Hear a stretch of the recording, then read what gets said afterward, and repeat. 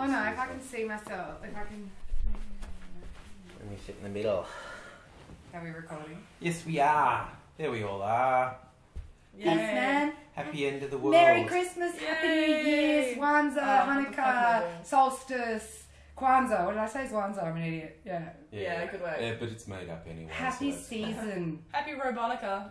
Yes, Festivus for the rest of us. Yeah. I like Festivus. I've got my aluminium pole and I'm about to tell you all what's wrong with you. Yeah, and then the feats of strength. The feats of strength.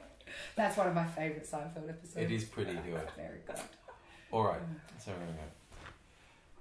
G'day viewers, this week for Totally Fucked Up Friday, it had to be an end of the world edition, right? Ba-ba. So what we have done is look up some of the most fucked up examples of people actually taking the 2012, the end of the world, seriously. And I'm going to try and get this up before the deadline. So, gosh, won't I look silly if it actually happens after... Yeah, no, because I'll be dead. Wait, you have egg on your face. Yeah, and lava and locusts and zombie bite marks or something. Yeah, see, and that's the thing that I love about this end of the world kind of prediction this time is that there's so many different, you know, ways that it could happen. You know, we've had the religious ones, and we've had the sort of, you know, these sort of end of the world predictions. But this is something that's very different, the Mayan one, and it's very different because a lot of people can sort of really backtrack and make this kind of seem like real and totally proof. Makes sense. Yeah, you know, because we've all got the maths is there. Yes, it's this mathematic thing, which really, when you actually look at the maths, it's not there. It's horseshit. It's complete crap. But hey, let's look at some specifics. Yay! So you'll pull up one. Alright. I accidentally closed it because I'm full. That's alright. We have editing capabilities. Woohoo! Yeah. Alright. The first one. One man in Phoenix keeps 1,000 fish in the deep end of his swimming pool. Hang on. Can I just interrupt this? The deep end of his swimming pool. The deep Do end they of know the not to go to the shower, or is there a net? Or I'm curious about this in the deep We end need of to the shower. ask him. I kind of want to contact him. Anyway. Which he plans to eat when the massive solar flare is going to, and I quote, knocks civilization back to the Stone Age. Now, here's my thing. Isn't he going to get sick of fish? Why doesn't he have some chickens in the shallow end of his pool? Yeah. And the other thing is a massive solar flare, right? Isn't that going to create, you know, like this massive heat wave, and the fish will all boil, and he'll only have like... Well, they're already cooked and he's ready to go. Well, yeah, but they won't last very long unless he's got a freezer. I mean, at one point and he when won't they're have a alive... freezer because the solar flare will knock out the electric grid. So yeah, you know, you'll have a couple of days choice. of fish, but you'll have to eat it really quickly or it will just go I'm off. thinking maybe you should have bought 1,000 tins of tuna. Oh yeah, I'm thinking that makes considerably and you more know, sense. and then you could mix it up and have your flavoured tuna and your chicken in a can and your you know salmon in a can and you know I agree with you. You can buy lots of things in cans these days. I'm not saying the apocalypse people are stupid, but they're stupid. they're stupid. Okay, let's have another one. All right, the next one: a couple living in a gated home with 25,000 rounds of ammunition and enough food to last for half a century. Now, here's what I want to happen to them. I want them to have a small fire in their house that explodes there, and they get killed in the just explosions of ammunition going on. Yeah, I don't wish death on anyone, and I'm going to. But what I hope happens is, you know, this has all been advertised now on the news site. So if the end of the world does happen, there's a really nice compound somewhere which has heaps of ammunition, 50 years worth of food. Just go there. They'll look after you. Yeah, it'll be like The Simpsons charging Ned Flanders' bomb shelter. Yeah. Yes. Once people know, you're screwed. You're not a very good survivalist if you told anyone. You shouldn't tell anybody that this is happening. You shouldn't tell anyone because I don't want to fucking hear about it. And okay? also, you know what? Sit inside your bomb shelter, listening to all your neighbours scream for help and not let them in. Yes, exactly. And then you've got that, you know, that movie with the Flash from the past or Blast from the Past, where they think the world's going to end and they all go into their bunker. Yes. And then, you know, 50 years later he comes out and it didn't work. I wonder if that's going to happen. What would be really cool, right? Well, okay, is to go to this house where they're hiding in their bunker and really loudly with heaps of speakers play like explosion sounds and screaming sounds and all this kind of apocalypse sounds. Yeah. Blast it through so they really think, that would be the best practical joke. Yeah, that's end of the world type of stuff. Good. Let's have another one. All right, another one. Let's see. Where's a good one? Megan Hurritt from Houston practices fleeing the city every day by foot in case of an oil crisis. That's awesome. That's really good training. She'll end up being able to run the New York Marathon next year because of this. She will. Everyone's going to go, Megan, are you jogging? No, fleeing the apocalypse. Why don't you just tell people you're jogging? You're crazy. Yeah. And look, I think it's good that she's actually doing it on foot because if anyone has actually watched like something like The Walking Dead or any of these apocalypse type shows, you're going to see that, the highways and the freeways and everything are piled up with cars and you can't get out in the car. So doing it on foot is actually quite a smart move. Good on you, Megan. Kudos to the thoughts. Every doomsday movie that you see, it's always a bridge packed full of cars and somehow one of those asteroids always hits the bridge. Yes, Yeah. so she should also be practicing her swimming as well because to get through the gorge where the bridge, where everything... Yeah.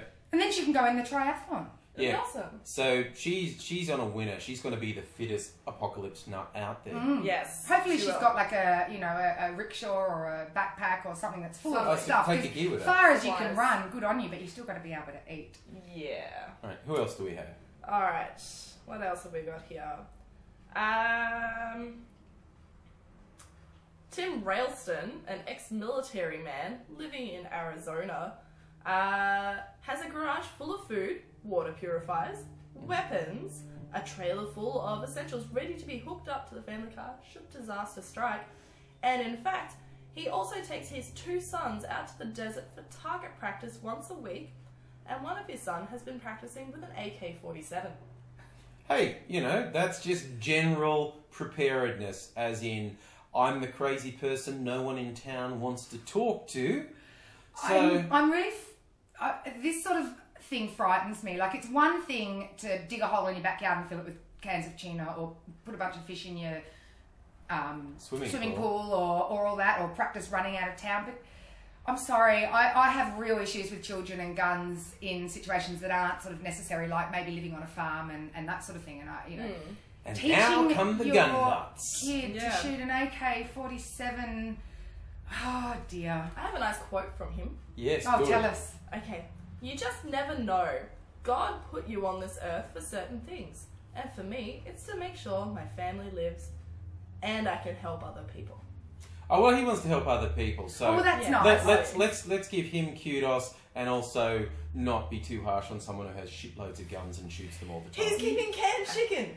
Canned Canned chicken? chicken. Oh, is that whole chicken in a can? Yeah, and it's good for 15 years. Oh, that whole chicken in a can thing makes me feel ill. You can almost... I haven't actually ever seen it, but there's the picture of it being sort of slopped out of the can and you can hear it without it. Yes! It's... Oh... Yeah, Scary stuff. From one point of view, they keep for 15 years, and from another point of view, they're never good. And the idea that they keep for 15 years just tells you that they're not going to...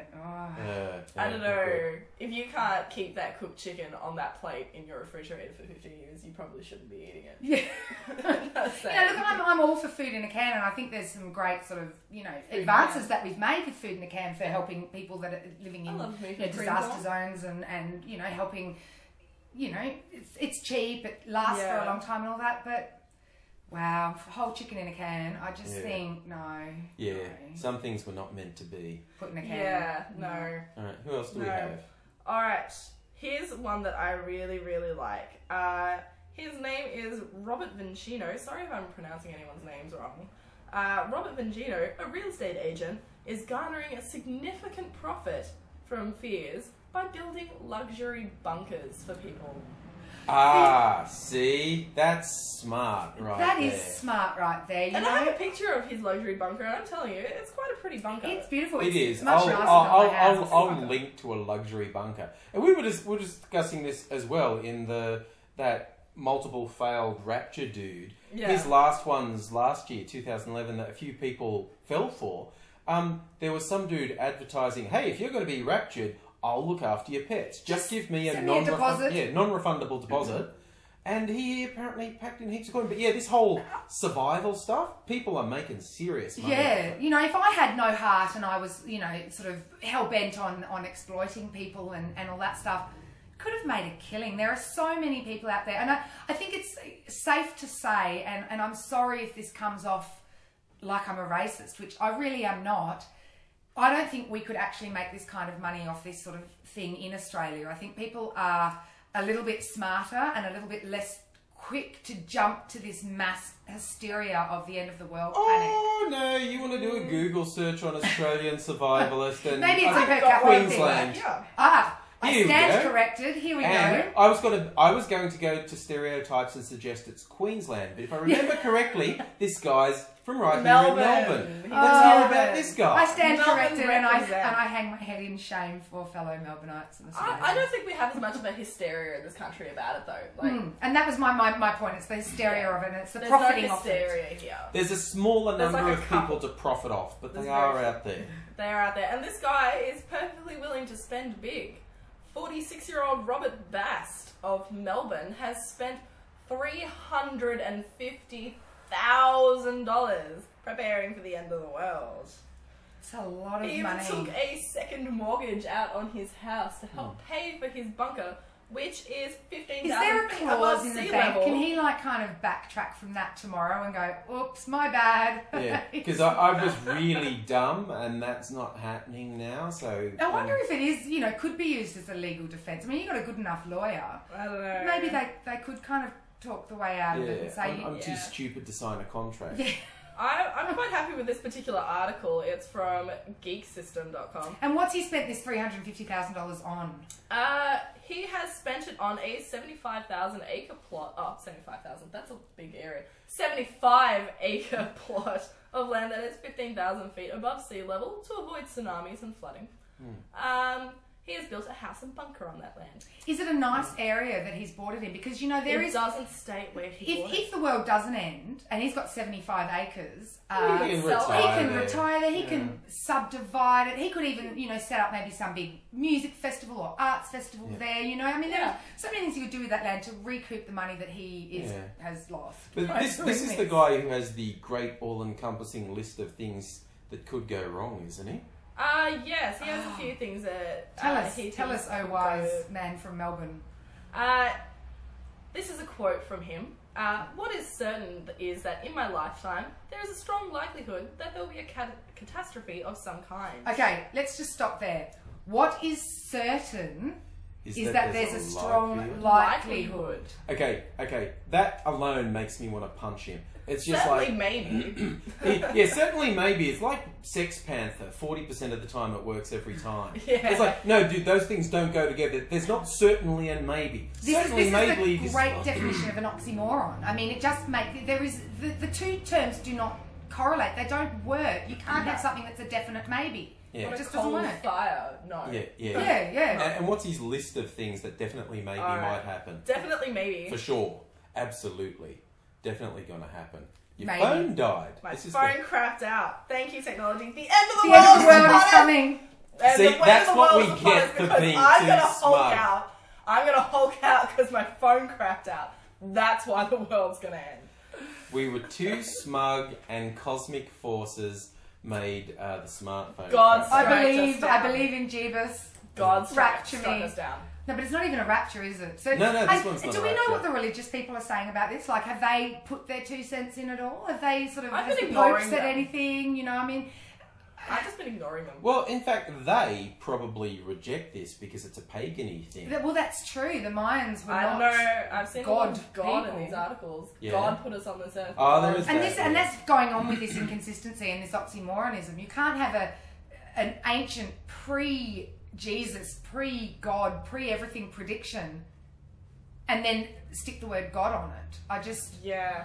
I find that a little bit. It's too convenient. Yeah. It's too. It just it Yeah. annoys me. It really. there are better things to do and to worry about and to stress about, and I just think it's a bit sad. There's greater things in this world that you could be spending your time and energy on, I really think. It's like the people that are spending or not, they're saying, I'm not going to buy Christmas presents, I'm not going to pay my rent, I'm not going to do all this because the world's ending. And I just think, well, there's a slim possibility that it might not end and you're going to be screwed tomorrow if it doesn't, and you haven't paid your mortgage, or you haven't paid your phone bill, or you haven't bought your partner a Christmas present, or whatever it is that you haven't done. Yeah. And if we do all die and the world explodes and everything, it's not going to matter whether you bought it or not. May as well just spend the money just in case.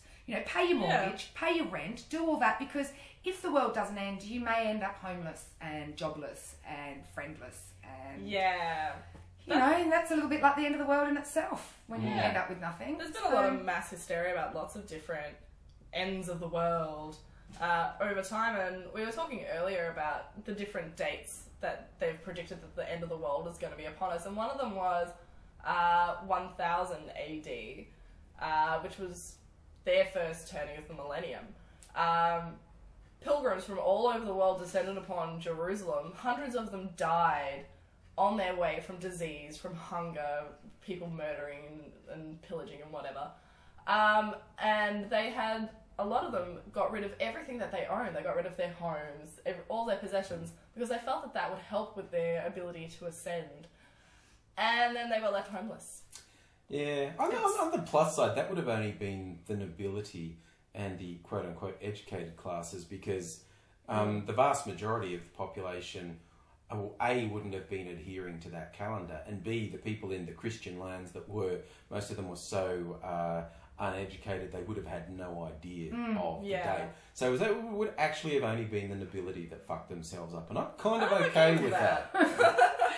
It's this idea, though, that worries me is also, I wonder, with these people who are preparing for the end of the world and with children, the fear and the paranoia that they're instilling in these kids, I think, there's going to be some kind of mental sort of consequence of this idea of, like for the example, the guy that's teaching his son how to, shoot a gun and telling him all this stuff. When the world doesn't end, you all discover that moment where your parents aren't perfect and it's a little bit, a little bit of a letdown sometimes. But this is a huge thing. We're all supposed to die, we're all going to do this, and then it turns out it's not true. Where do you go from there? Yeah. What do you next tell your kids? What's the letdown going to be? And will your kids ever believe you when you say something again? Or is dad that whack job? Is your dad that whack job on the street and everyone goes, oh, don't talk to them? Oh, he was the one that built the bunker. He's got the fish in his swimming pool. And, the guy with the fish in his swimming pool, I must just say, what a waste of summer. All these beautiful summer heat and beautiful, sunshine and, can't go swimming. There's fish in my pool. I suspect it's a cover story. He rubs his naked body with fish oil and jumps in with all the fish and they go nibble, nibble, nibble. That's his kink. I think the whole apocalypse. If you have a kink, cover story. Yeah, just let everyone know. Everyone has a kink. Don't be ashamed. I get oral pleasure from fish, is what he says, not me. It's not a story about me. Anyway. So what? We were up to what this guy is prepared for. All the different possibilities that are definitely maybe going to happen in our lifetime. All right. Definitely maybe. The sun destroying power grids. So this is a direct quote. He says, the sun destroying power grids. How? It is technically possible. Well, a solar flare is technically capable of actually destroying radio systems, power grids, etc. It's technically possible. So this guy's gone from there is a very tiny possibility of something actually happening to it's definitely going to happen. It's going to happen one day. It's going to be upon us. A flu pandemic that kills millions. Okay, again, technically could happen. I mean, we had swine flu, we had SARS, we've had all these sort of things, and there are possibilities that a worldwide epidemic of flu or Ebola or anthrax or something could, come out and kill us all. That's, there's a possibility. To me, the hilarity is his plans won't do shit in a circumstance like that. Because by the time you realise there's a problem, if you're living in a city, it's probably already too late to flee to your country estate. But 28 days later, you're all zombies. Yeah, exactly.